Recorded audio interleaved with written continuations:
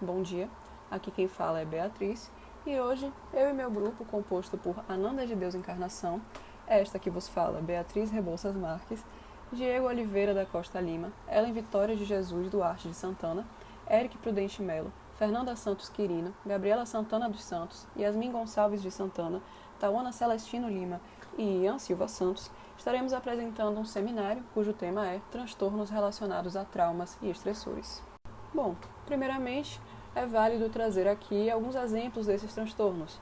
Temos aqui o transtorno de apego reativo, o transtorno de interação social desinibida, o transtorno de estresse pós-traumático, o transtorno de estresse agudo e os transtornos de adaptação. Porém, é válido informar que hoje o seminário dará uma maior ênfase ao transtorno de estresse pós-traumático. Trataremos agora dos critérios diagnósticos relativos ao transtorno de estresse pós-traumático, segundo o DSM-5. Para se configurar um quadro clínico de transtorno de estresse pós-traumático, é necessário que o indivíduo tenha vivenciado diretamente o evento traumático, testemunhado o evento traumático ocorrido com outras pessoas ou ter tido conhecimento do evento violento ou acidental com parentes, familiares ou amigos. Além disso, é necessário que tenha havido uma exposição constante ou extrema a detalhes aversivos do evento traumático, como no caso de médicos, bombeiros, policiais, etc. Sonhos angustiantes, nos quais o conteúdo se relaciona com os eventos traumáticos, reações dissociativas, sofrimento psicológico e reação fisiológica intensos ou prolongados frente a sinais que relacionam-se com o evento traumático, além de uma tentativa de evitação ou uma evitação persistente de eventos relacionados ao trauma e de recordações e lembranças externas, alterações cognitivas negativas e ou com distorções, sintomas de hipervigilância, respostas de sobressalto exagerada, bem como problemas de concentração e perturbação do sono. Essa perturbação, inclusive, deve durar mais de um mês. Agora, vamos aos subtipos com sintomas dissociativos. Temos aqui a despersonalização e a desrealização, ambos sintomas dissociativos, ou seja, há uma dissociação com algum dado da realidade objetiva. No caso da despersonalização, a pessoa tem uma dissociação consigo mesma. Já na desrealização, há uma dissociação com a realidade, o ambiente ao seu redor. Quanto às características diagnósticas do transtorno de estresse pós-traumático, ainda segundo o DSM-5, deve-se destacar que sintomas emocionais ou comportamentais da revivência do medo, do trauma, podem ser predominantes, assim como estados de humor disfóricos e cognições reativas. Além disso, a proeminência da excitação e de sintomas reativos externalizantes e de sintomas dissociativos. Agora, passarei minha fala para Ellen. E agora vamos falar um pouquinho das características associadas que apoiam o diagnóstico. Antes de tudo, a gente precisa compreender que os resultados dessas características vão depender da natureza do evento traumático, da vulnerabilidade do indivíduo, da reação do mesmo frente ao estressor, dentre outras variáveis. Entretanto, há determinadas características apresentadas na Classificação Internacional de Doenças, o CID, e no Manual Diagnóstico e Estatístico de Transtornos Mentais, o DSM, que são capazes de identificar comportamentos ligados a essa psicopatologia, a fim de que auxiliar na análise. Vamos exemplificar um pouco. As memórias frequentes vividas, as angústias e sonhos, eles estão associados à presença semelhante do estressor ou evento traumático. Também a hipervigilância, o retraimento da interação social, o sentimento de estar constantemente ameaçado, de uma maneira que não é considerada normal. Além disso, o DSM vai indicar alguns outros sintomas, como o reforço em evitar pensamentos, sentimentos ou conversas associadas ao trauma, a dificuldade em conciliar ou manter o sono, os surtos de irritabilidade, os sentimentos de um futuro abreviado. Muitas vezes, as pessoas elas não têm perspectiva do seu futuro, não têm um projeto tanto de carreira profissional quanto uma questão pessoal mesmo. Vamos trazer um pouquinho agora a prevalência. No Brasil, a prevalência do TEPT na infância e adolescência da população, em forma geral, pode ser apresentada alguma vez na vida, é de aproximadamente 6,5%.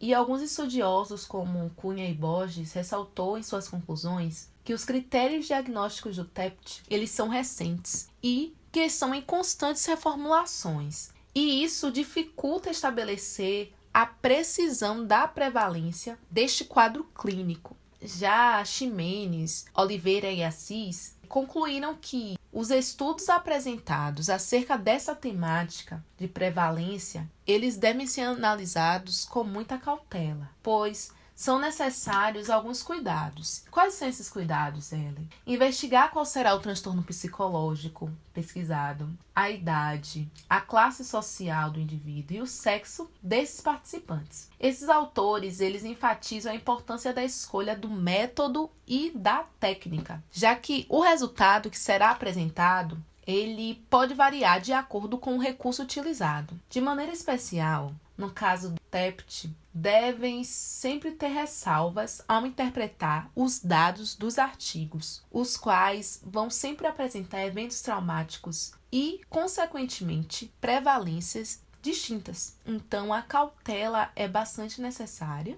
e a escolha do método e da técnica é um fator muito importante. E, com isso, é importante ressaltar que, apesar de terem os grupos distintos, eles vão apresentar níveis diferentes de exposição a eventos traumáticos. Como falamos, tem a situação da idade, da classe social, do sexo do participante. Então, é muito presente essas questões. Por quê? A probabilidade condicional de desenvolver TEPT depois de um nível semelhante de exposição também tem uma grande variação nos grupos culturais. Podemos exemplificar aqui as taxas desse transtorno em pessoas que ocupam trabalhos em exposições traumáticas, por exemplo, policiais, bombeiros, socorristas, ou também apresenta taxas altas, além dessas pessoas que trabalham cotidianamente em exposições traumáticas, são pessoas que sobreviveram a alguma violência sexual, de algum combate, captura militar, em sobreviventes de campos de concentração e de genocídio, com a motivação étnica ou política. Então, essas pessoas, elas podem apresentar, taxas maiores, taxas mais altas. E a prevalência do transtorno pode variar de acordo com o desenvolvimento, como crianças e adolescentes.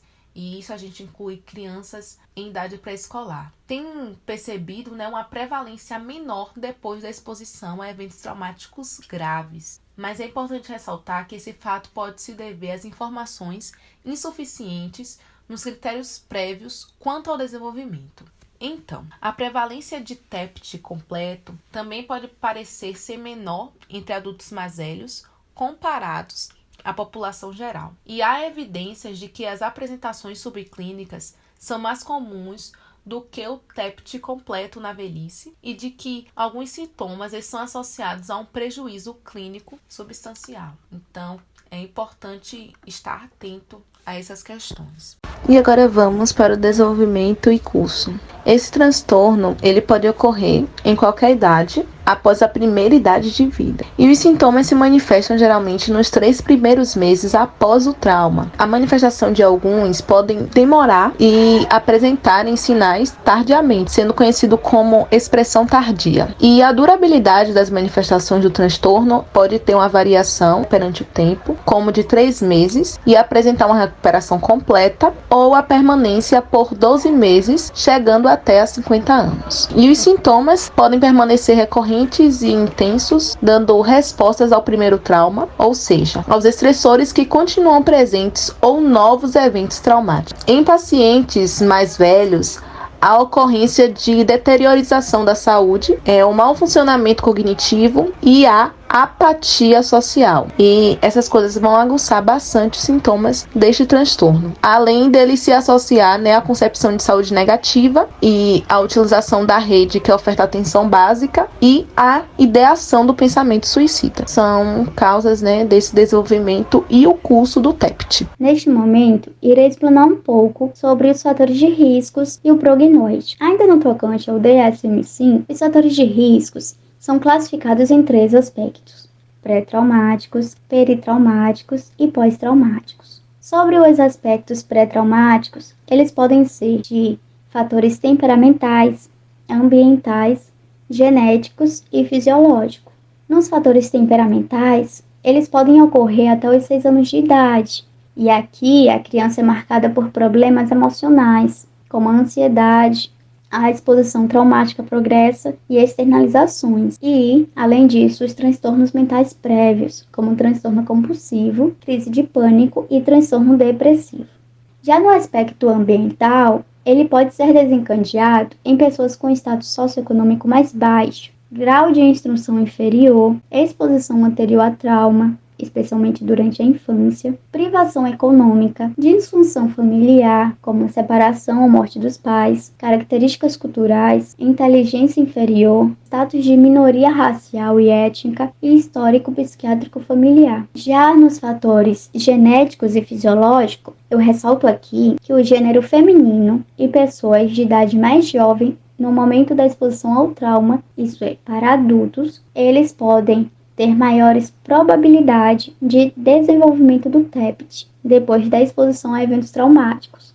Já nos aspectos peritraumáticos, eles podem ser de fatores ambientais, que é o envolvimento da gravidade do trauma, ou seja, quanto maior a magnitude do trauma, maior a probabilidade do estresse pós-traumático, como por exemplo, pessoas que vivenciaram a ameaça à vida, a lesão corporal e testemunharam atrocidades, têm maiores riscos de desenvolver o estresse pós-traumático. Já nos aspectos pós-traumáticos, eles podem ser de fatores temperamentais, que é o desenvolvimento do estresse agudo e avaliações negativas e estratégicas de enfrentamentos inapropriadas, e os fatores ambientais, que é a exposição subsequente a lembranças desagradáveis repetidas. Agora passo a minha fala para a Bia. Trataremos agora das questões diagnósticas relativas à cultura. É sabido que muitos dos fatores ambientais traumáticos dependem de como o mundo se encontra, o que abrange fatores sociais, econômicos, culturais e políticos. Então, pobreza, miséria, guerras, maus-tratos, opressão,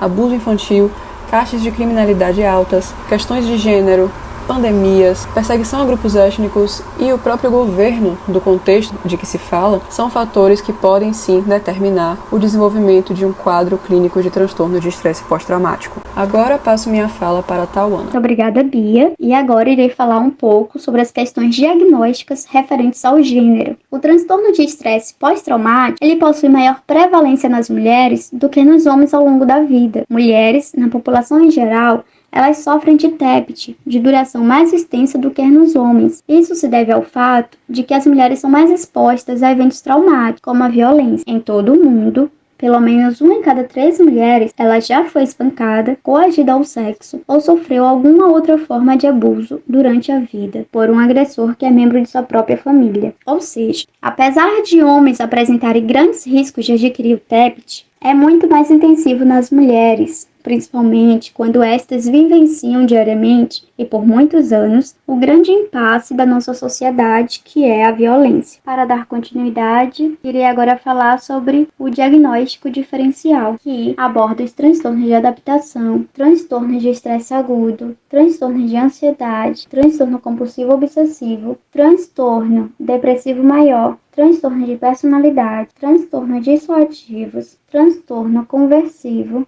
transtorno psicoativos e lesão cerebral traumática. No transtorno de adaptação, ela é caracterizada pela intensidade e a constância de sentimentos de raiva ou tristeza, e que são evidentes muitas vezes após a apresentação de um estímulo considerado significativo ao indivíduo, e que pressupõe a relação com um acontecimento desagradável e estressante. Já no transtorno de estresse agudo, corresponde a alterações emocionais, cognitivas e fisiológicas, e que são muitas vezes desencadeadas por eventos ameaçadores à saúde e estressantes, podendo haver envolvimento com outros indivíduos, como os familiares e amigos, ou apenas restringir ao sujeito em si. E no transtorno de ansiedade, condiz com um estado perturbador e aflitivo, e que apresenta reações similares. Em alguns casos, ataque cardíaco, respiração acelerada,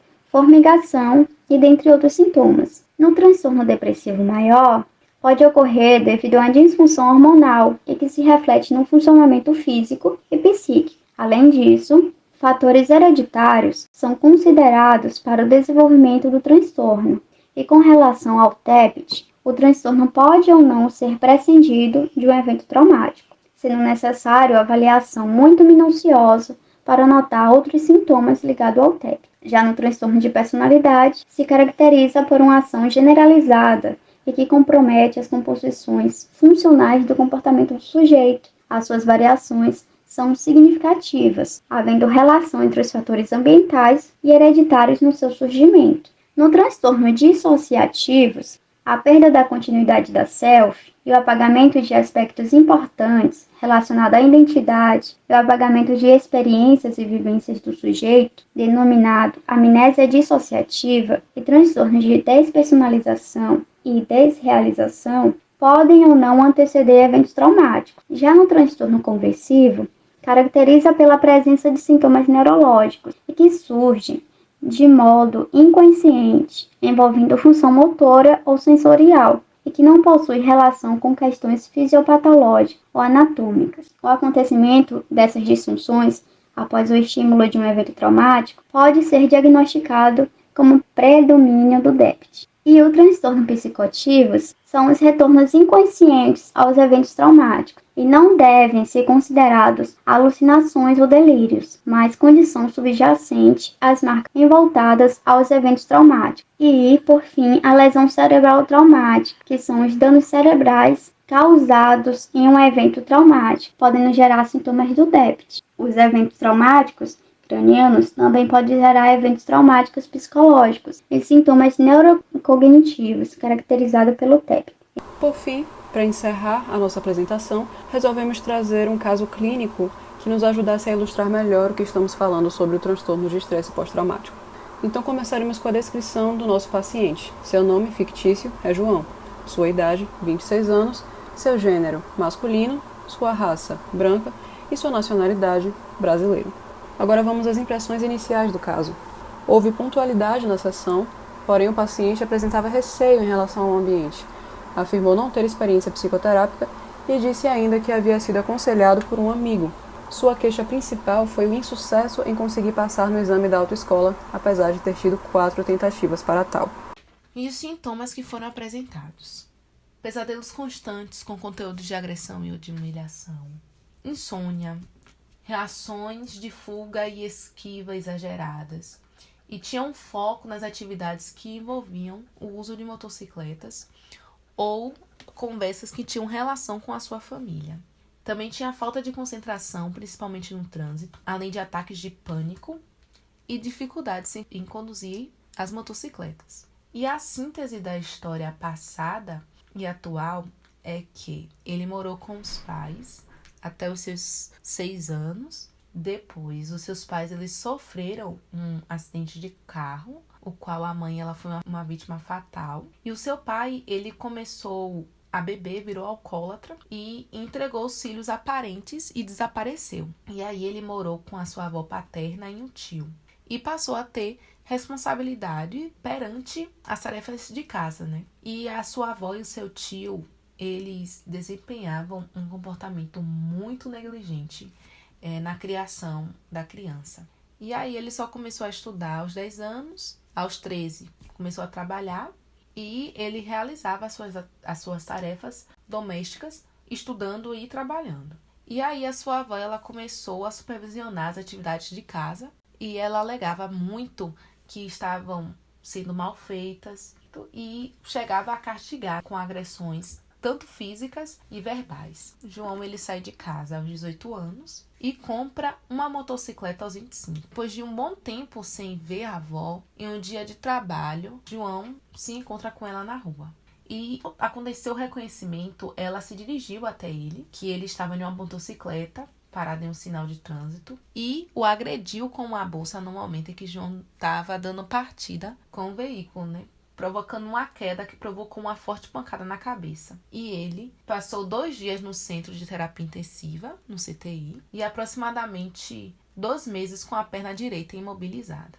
Sua motocicleta ela foi apreendida porque ele não tinha a Carteira Nacional de Habilitação, a CNH, e voltou ao emprego de vendas utilizando a motocicleta. E com isso ele resolveu, né, iniciar as aulas na autoescola para obter a CNH e realizar seu trabalho de forma legal. Ele tentou 4 vezes. Até a primeira sessão de psicoterapia, ele sofreu, né, com todos os sintomas que foram citados anteriormente. e, consequentemente, ele não obteve nenhum êxito. O paciente, ele relatou ainda que passou a ter uma dificuldade muito grande para conduzir o veículo, mesmo para fazer as vendas, como de costume, pois ele não tinha uma concentração no trânsito e por isso ele tinha um receio muito grande de sofrer outro acidente. E ele teve muitos prejuízos físicos e materiais que resultaram do acidente e foram apontados por ele na tentativa de justificativa das dificuldades que estavam sendo apresentadas. Mas também ele relatou